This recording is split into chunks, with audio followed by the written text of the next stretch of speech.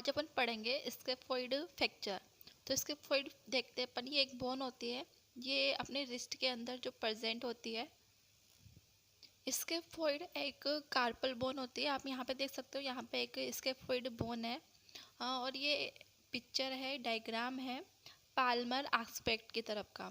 Palmer side, ये वाला जो साइड होता है ना, इस तरह से अपन को दिखाया हुआ है कि इस जगह पर होता है स्कैफोल्ड बोन।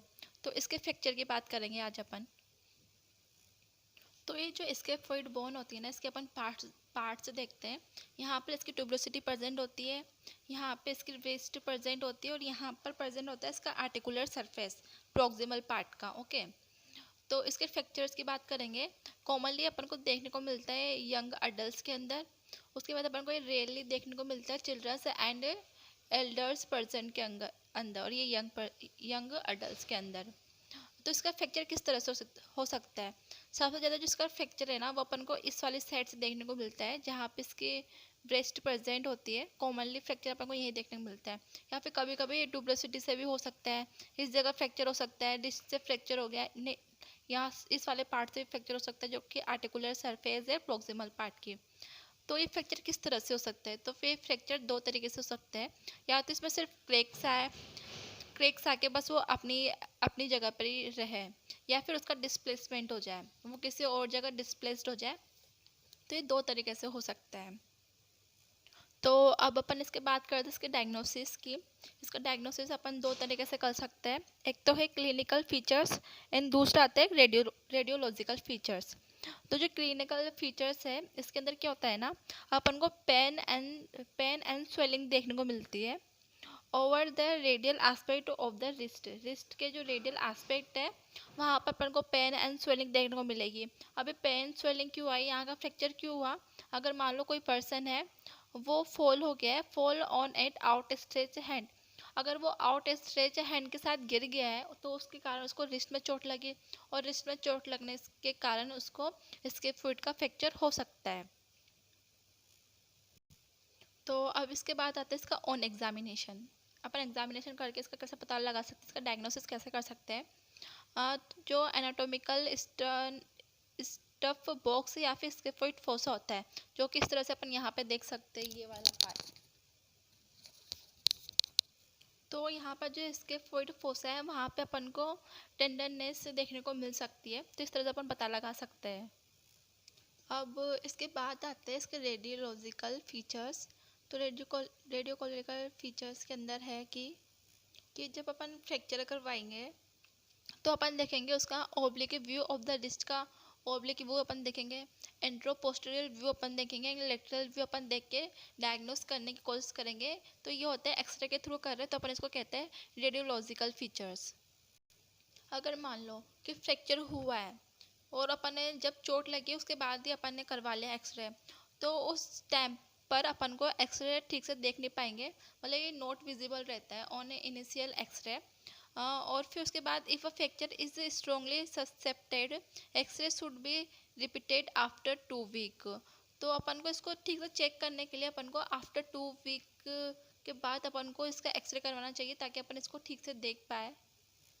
तो क्या होता है ना, जैसे मान लो क्रैक फ्रैक्चर है, तो क्रैक फ्रैक्चर को अपन ठीक से देख नहीं पाएंगे, लेकिन अगर मान लो ज़्यादा डिस्प्लेस्ड हो गया है, तो अपन उसको इजीली देख सकते हैं। तो अपन ने इसकी बात कर लिया कि स्कैफोल्ड फ्रैक्चर क्या होता है, स्कैफोल्ड बोन क्या होती है। उसके बाद इसकी डायग्नोसिस देख लिया, clinical features and radiological features. अब इसके बाद आते हैं इसके ट्रीटमेंट।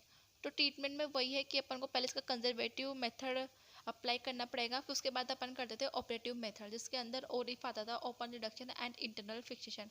तो उसके बाद इसमें पहले में वाले में क्या होता है ना, कंजर्वेटिव मेथड के अंदर, तो अपन जो फ्रैक्चर हुआ है ना इसके फुट का, तो उसको उसका ट्रीटमेंट करने के लिए उसको इमोबलाइज करेंगे अपन। तो और इमोबलाइज उसको करेंगे इसके फुट कास्ट के साथ 3 to 4 मंथ के लिए। तो फिर इसके अंदर क्या होता है ना, sometimes the fracture may not be visible on the initial x-ray. Okay, अपन ने पहले बात कर लिया कि अपन को दिखाई नहीं देता इनिशियल एक्सरे के में अपन को। फिर उसके बाद अपन बात करते हैं all such cases with clinical suspicious of the scaphoid fracture should be treated in the scaphoid cast for 2 week. अपन स्कैफोल्ड कास्ट के लिए साथ इसको ट्रीट करते हैं 2 वीक्स के लिए। उसके बाद after 2 week the X-ray is repeated. तो अपन फिर एक्सरे को रिपीटेड कराएंगे, उसके अंदर अच्छे से देखेंगे कि क्या हो रहा है क्या नहीं हो रहा। तो उसके अंदर अपन को विजिबल, तो ये वाली जो स्टेज होती है ना, इसके अंदर अपन को विजिबल हो जाता है कि एक्सरे है और कहाँ पर है, किस तरह से हो रहा है। तो फिर उसके बाद sometime the fracture become visible at this stage. इस स्टेज पे अपन को जो फ्रैक्चर था वो विजिबल हो रहा है because of resorption of the fracture end of the 2 week time. Okay, तो इस कारण से अपन को देखने को मिल जाता है फ्रैक्चर। और अगर अपन को 2 वीक के बाद भी अपन को विजिबल नहीं होता तो no further treatment is required. तो उसके अलावा अपन को कोई ट्रीटमेंट करने की जरूरत नहीं होती है। तो अपन ने देख लिया इसका ट्रीटमेंट अपन कैसे करेंगे कंजर्वेटिव मेथड के साथ। तो इसके अंदर भी आता है एक टॉपिक, वो होता है स्कैफोल्ड कास्ट की। जो अपन ने बात किया था ना, यहाँ पर अपन स्कैफोल्ड कास्ट अप्लाई करते हैं 3 to 4 मंथ के लिए इसको इमोबलाइज करने के लिए। तो ये स्कैफोल्ड कास्ट इसको अपन किस तरह से लगाते हैं और ये क्या होता है, अब अपन इसके बारे में, इस टॉपिक के बारे में देखेंगे थोड़ा सा। तो अपन यहाँ पे स्टार्ट करते हैं। अब स्कैफोल्ड कास्ट, जो ये स्कैफोल्ड कास्ट है इसको अपन अप्लाई करेंगे। तो अप्लाई कहाँ से कहाँ तक करेंगे, stand from below the elbow to metacarpal head. ठीक है, तो इसके अंदर क्या क्या इंक्लूड होगा, thumb up to the interphalangeal joint. तो समझो कि ये अपनी एल्बो जॉइंट है, ये ऊपर वाला पार्ट है, यहाँ पर शोल्डर है, और यहाँ पे फिर आर्म है, यहाँ पर रिस्ट है, और यहाँ पर फिंगर्स है। तो यहाँ पर है below the elbow to metacarpal head. यहाँ पर अपनी रेडियस और अल्ना प्रेजेंट होती है। फिर यहाँ पर अपनी कार्पल्स बोन होती है, जहाँ जिसके अंदर अपन देख रहे थे स्कैफोल्ड। उसके बाद आती है मेटाकार्पल्स। ओके, तो अपन कास्ट अप्लाई करेंगे below the elbow to metacarpal head तक, जिसके अंदर अपन थंब भी ले लेंगे और इंटरफेरेंजियल जॉइंट भी अपन इसके अंदर ले लेंगे। उसके बाद आता है कि अपन जो रिस्ट है इसको किस तरह से अपन को मेंटेन करके रखना है।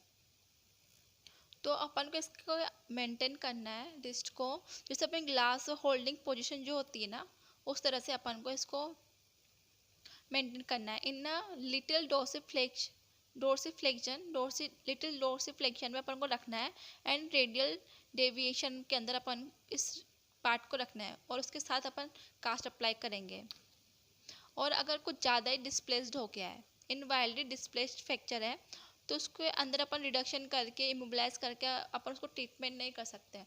अगर अपन इस तरह से ट्रीटमेंट करेंगे डिस्प्लेस्ड फ्रैक्चर का, तो उसके अंदर अपन को कॉम्प्लिकेशन देखने को मिलेंगे, नॉन यूनियन या फिर माल यूनियन। तो इस तरह से अपन को देखने को मिलेगा। तो इस कारण से अपन इसका ट्रीटमेंट करते हैं open reduction and internal fixation के साथ। तो इसके अंदर अपन क्या है ना, कुछ स्पेशल चीज़ें यूज़ करते हैं इसको लगाने के लिए। तो अपन यहाँ पे स्क्रू यूज़ करते हैं, उसको अपन कहते हैं हेयर बर्ड्स स्क्रू। ठीक है, तो इस तरह से अपन इसका ट्रीटमेंट कर लिया, कंजर्वेटिव ट्रीटमेंट आ गया, और यहाँ लास्ट में आ गया ऑपरेटिव ट्रीटमेंट। ठीक है, अगर इस तरह से नहीं हुआ कंजर्वेटिव से, तो अपन ऑपरेटिव ट्रीटमेंट से इसको ट्रीट करेंगे। उसके बाद आते हैं इसके कुछ कॉम्प्लिकेशंस। तो कॉम्प्लिकेशंस में अपन 3 कॉम्प्लिकेशंस देखेंगे। एक तो है वेस्कुलर नेक्रोसिस, सेकेंड आता है डिले एंड नॉन यूनियन, उसके बाद ऑस्टियो आर्थराइटिस। तो अपन को कॉम्प्लिकेशंस क्यों देखने को मिल रहा है, ये वाला वेस्कुलर नेक्रोसिस के अंदर जो इसके स्कैफोल्ड की जो ब्लड सप्लाई होती है, वहाँ की जो ब्लड सप्लाई होती है वो किसी भी कारण से डैमेज होगी, क्योंकि वहाँ पे जो फ्रैक्चर हुआ है, तो इस कारण से। हाँ, तो इन फ्रैक्चर थ्रू द विस्ट, अगर विस्ट से जो फ्रैक्चर हुआ है तो इस कारण से अपन को जो ब्लड सप्लाई है वो ठीक से हो नहीं पाएगी। तो इस कारण से high probability of the proximal fragment become vascular. तो उसके जो प्रोक्सिमल जो पार्ट होते हैं, प्रोक्सिमल जो फ्रेगमेंट है, वहाँ पर अपन को वेस्कुलर नेक्रोसिस देखने को मिलेगा। हाई प्रोबेबिलिटी होती है ये, अपन को देखने को मिलेगा ये। तो अगर उसके अंदर ऐसा हो रहा है कि उसकी जो ब्लड सप्लाई हो ठीक से नहीं हो पा रही है प्रोक्सिमल फ्रेगमेंट्स में, तो क्या है ना, हाँ, जो पेशेंट है वो अपन को कंप्लेन करेगा कि उसको पेन है, और अगर कोई भी चीज़ ग्रिप बनाता है तो उसको वहाँ पर वीकनेस, वो ठीक से कुछ चीज़ें पकड़ नहीं पा रहा, वर्क नहीं कर पा रहा, और उसको पेन हो जा रहा है। तो अपन को इस तरह से देखने को मिलेगा, तो अपन पता लगाएंगे कि हाँ उसको वेस्कुलर नेक्रोसिस हो सकता है। लेकिन ऐसा हो गया तो अपन इसका ट्रीटमेंट किस तरह से करेंगे। सो ट्रीटमेंट करने से पहले अपन एक्सरे करवाएंगे। तो एक्सरे के अंदर अपन को देखने को मिलेगा नॉन यूनियन, कि वो फ्रैक्चर जुड़ा ही नहीं है। स्क्लेरोसिस एंड क्रसिंग अपन को देखने को crushing of the proximal pole of the scaphoid. तो इस तरह से अपन एक्सरे करवाएंगे तो अपन को ये दिखेगा। उसके बाद है ट्रीटमेंट। तो इसका ट्रीटमेंट है ये थोड़ा डिफिकल्ट है। अगर पेशेंट के अंदर आपको सिम्टम्स दिख रहे हैं तो vascular segment of the bone is excised, तो इस तरह से हम उसका ट्रीटमेंट कर सकते हैं। और अगर ऑस्टियो आर्थराइटिस हो गया तो उसका अपन ट्रीटमेंट करेंगे एक्सरसाइज वगैरह करवा के, उसको प्रिवेंट करने की कोशिश करेंगे। तो इस तरह से अपन इसका ट्रीटमेंट कर सकते हैं वेस्कुलर नेक्रोसिस का। तो अब इसका दूसरा कॉम्प्लिकेशन आता है, वो है delayed and non union. Delayed का मतलब है कि जो फ्रैक्चर की जो हीलिंग हो रही थी वो टाइम पे नहीं हो पाई है, वो थोड़ी डिले हो रही है। और नॉन यूनियन का मतलब है कि उसका यूनियन नहीं हो रहा है, मतलब थोड़ा टाइम बाद भी उसका यूनियन नहीं हुआ है। तो अपन को किस कारण से देखने को मिल सकता है कि परफेक्ट इमोबलाइजेशन अपन ने नहीं किया, इम्परफेक्ट कर दिया, मोबिलाइजेशन ठीक से नहीं किया, कि अपन ने प्लस को ठीक से रिड्यूस नहीं किया, उसके पहले अपन ने प्लास्टर कास्ट वगैरह लगा दी है, तो वो ठीक से ट्रीट कैसे हो पाएगा। तो इस कारण से हो सकता है the synovial fluid hindering the formation of the fibrinous bridge between the fragments. तो जो फिब्रिनस ब्रिज बन जाता है तो उस कारण से भी डिले यूनियन या नॉन यूनियन हो सकता है।